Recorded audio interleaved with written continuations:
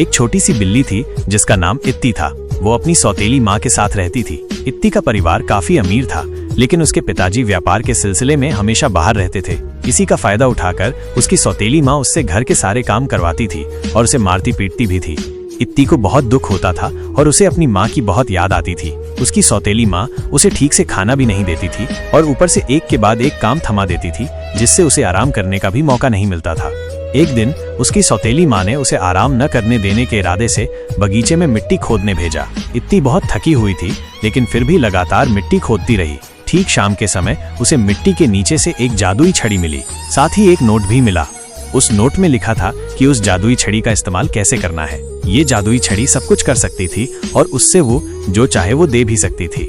जैसे ही इत्ती ने वो छड़ी अपने हाथ में ली, उसके शरीर में एक नई ताकत और मन में एक नया आत्मविश्वास आ गया। वो उस छड़ी को लेकर अपनी सौतेली माँ के सामने पहुंची और जब तक उसकी सौतेली माँ कुछ समझ पाती, इत्ती ने उसे जादुई छड़ी से एक छोटी सी चूही में बदल दिया। चूहा बनते ही उसकी सौतेली माँ डर के मारे भाग गई और फिर कभी वापस नहीं आई।